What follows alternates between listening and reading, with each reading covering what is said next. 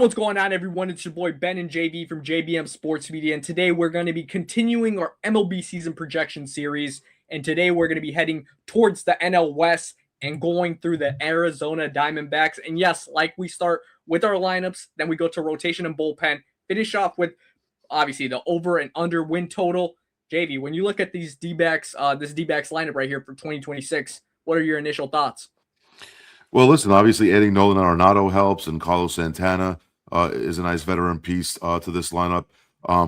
Just to go over last year, they actually scored the sixth most runs and had the eighth most home runs in the NL. So that's pretty good that they were top 10 before adding these two other pieces. And obviously, Jordan Lawler is a prospect that looks like he's going to finally break through and give some contributions to the bottom of that lineup. I love their outfield. With Jordan Lawler, Alec Thomas, and Corbin Carroll. I think that's a very formidable outfield. I think Geraldo Perdomo is going to be one of the best shortstops, not only in the NL, but in all of baseball. I think he had a phenomenal season last year. Gabriel Moreno is a very good catcher in the cleanup spot.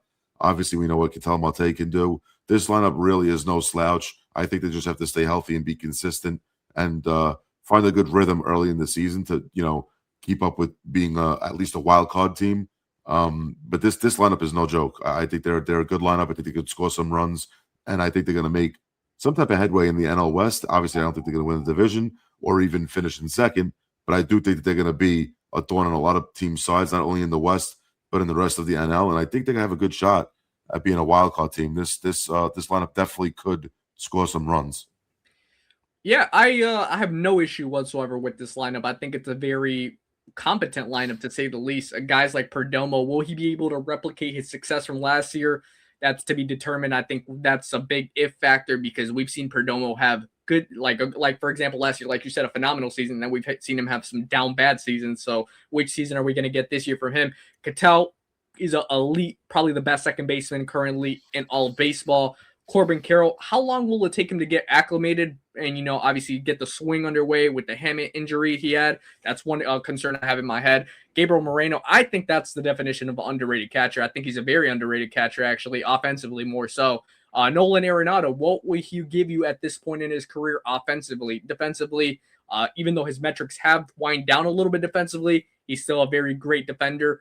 I will say offensively, I have been a little bit concerned with him, just because it's not the same Nolan Arenado as when he finished top 3 in MVP in 2022. And then Carlos Santana, I think that was actually a very solid pickup. When you have guys in the bottom of the lineup right here, and Adrian Del Castillo, Jordan Lawler, who just hasn't really clicked fully in the majors just yet. So will it finally happen this year? To be determined. Alec Thomas, I think he's just a very solid outfielder. So I don't have a lot of issues with this lineup. I think it's going to produce. I think it's still going to drive in a lot of runs as well. Getting into my concerns more so with this team is obviously their rotation and their bullpen. We're going to get into the rotation first because, as you see, Merrill Kelly is not slated to be in their rotation to start off the year because of a back injury that he has suffered. And Ryan Nelson as well, he is scheduled to be in the rotation, but I did see that he's been dealing with side soreness. So they're just taking it slow, ramping it up in spring training, but that's obviously a concern.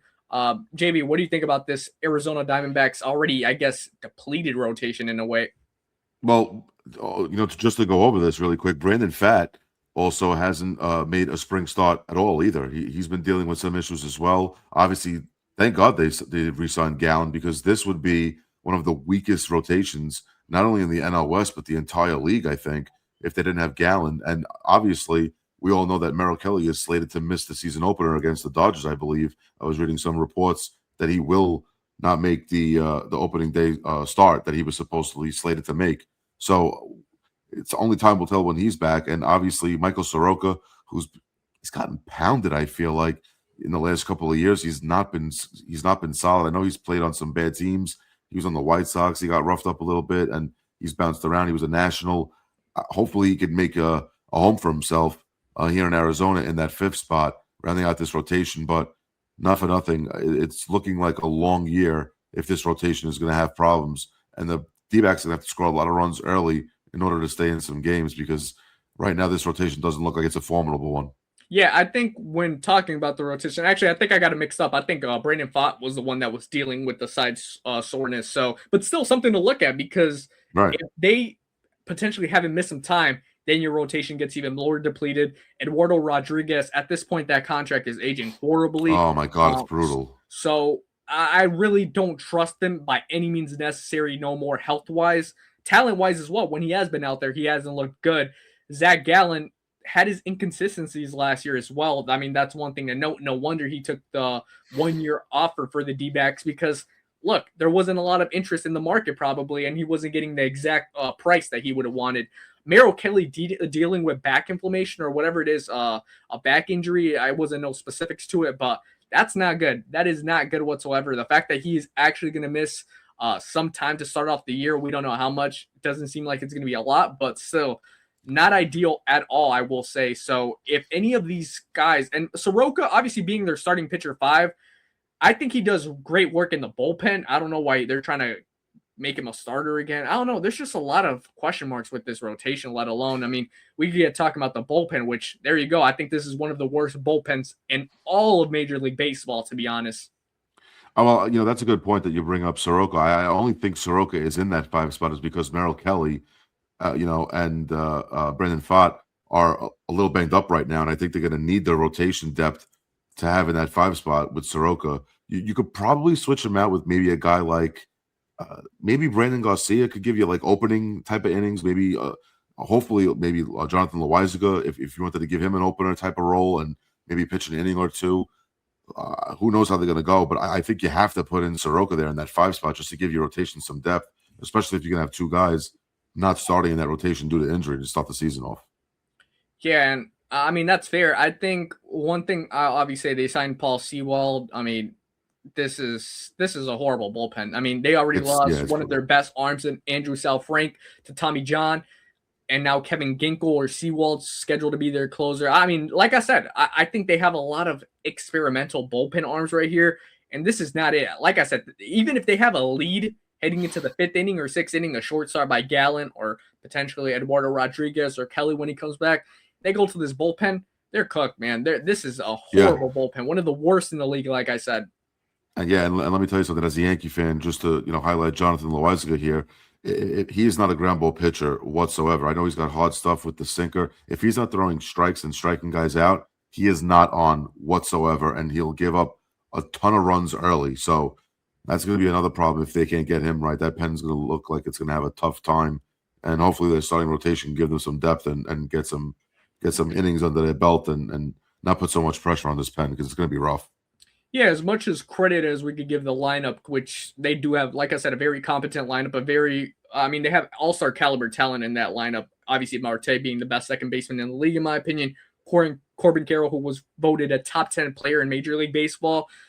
But when you go and get the contrary when it comes to the pitching in general and their pitching staff right here, rotation and bullpen included, it's just a complete 180, and there's red flags all over this place with this more so bullpen. The rotation I do think could possibly manage, but even then, I'm not very confident with it.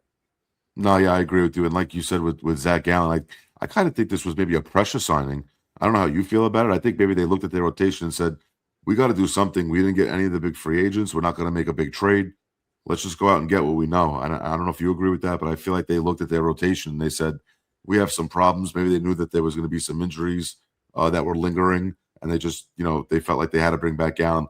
I felt like they went throughout the whole offseason, didn't even sniff bringing him back at all, and then all of a sudden they get a deal done for $22 million. So I kind of think that was more of a pressure move than it was a sensible move. I do think it had to be done because of the depth in that rotation. Yeah, and they do have one top 100 prospect who I think I seen play today. Actually, his name is Waldschmidt. Excuse me, I forgot his first name, but I think he is going to be cracking camp at some point, maybe late May, early June. So that's one name I will look at when it comes to their lineup. But when you look at their pitching right now, even prospects coming up, it's not a lot of bright spots, and that's not a good thing right there. They need something to form. Obviously, we always will talk about trade deadline, this and that, but potentially a trade deadline pickup for them is going to be Corbin Burns when he comes back in the middle half of the year. But even then, what is he going to look like post Tommy John? He was already losing velo. He was already looking like, he was getting hit hard, to be honest. And maybe that Yeah, could be yeah. because he was already suffering through the elbow injury. But I don't know. I just wasn't a big fan of him throughout his first year with the D-backs, even though his numbers weren't the worst. I just think that TJ injury is not going to help him. Yeah, and for the money he's getting, he's got to pitch better. And obviously now with the surgery, hopefully he's he could right the ship and have a decent 2026 whenever he comes back.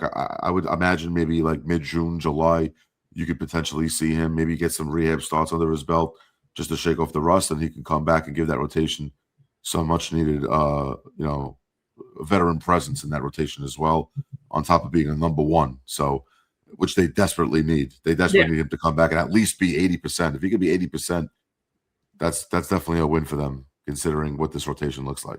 no doubt. No doubt whatsoever. I agree with you on that. Now it's time to go over the Arizona Diamondbacks over-under win projection for 2026. And the line is currently at over-under. This is a very tricky line, in my opinion, It 79 and really a half. 100%. So what do you got? What do you got? Do you have it over or under? You know what? I'm actually going to go under. I don't think they're going to have enough pitching. I don't think Burns is going to come back in time to salvage the second half of the year. Once that offense struggles, because every offense is going to struggle. No offense is going to be full steam ahead for all 162 games. It's just physically impossible. Even teams that win over 100 games have bad weeks, right? And I think the Diamondbacks may actually have weeks or even months where they're struggling. I'm going to say they win 75 games this year, and fall short of that 79.5 win total that FanDuel has for them. Yeah, I was going back and forth, but then I saw the injuries start piling up even in spring training. I was like, yeah, that kind of does it for me. So I'm going to go under as well. I think they're going to be a pesky team because of the offense, but I'm going 78 wins for them. 78 wins. I think that's a pretty fair number because, like I said, they could be very excited with the fact that their offense is going to keep them in games, but I think their pitching, whether it's the bullpen, the rotation, might take them right out of it. So it's going to be unfortunate because obviously the D-backs had a very injury-plagued season last year, and even though I don't have them going over 79 and a half, their best case scenario would be obviously get Burns back, get Kelly back, and make a push. But I don't know. It's just really hard to see, in my opinion. I will say this when it comes to the D-backs. The fact that their farm system hasn't looked strong at all, it's just No, concerning. Guys like Drew Jones as well. I mean, I don't know. They don't have no bright spots in the farm system other than that kid Walshman, like I said. Other than that, there's not a lot of bright spots. So we'll just see how that happens and how it translates throughout the year. But as always, we want to hear your guys' thoughts and opinions in the comment section. Make sure you guys let us know what you think about the D-backs this year. Over under 79.5. Subscribe here to JBM Sports Media on YouTube. Follow us on TikTok and IG at JBM Sports Media. Until next time, we'll catch you guys later. Peace.